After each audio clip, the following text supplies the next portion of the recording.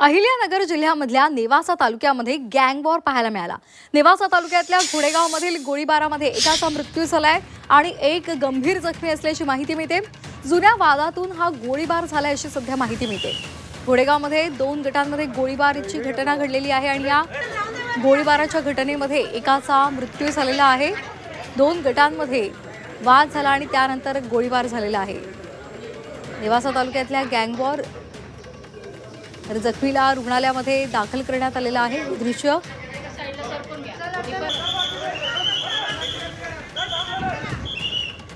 घोडेगाव या ठिकाणी कोडेश्वरी हॉस्पिटल आहे। त्या ठिकाणी नितीन शिरसाट आणि सूरज फुलमाळी यांच्यामध्ये जे आहेत एक वादावादी झाली आणि त्याच्यातून फायरिंगची घटना घडलेली आहे।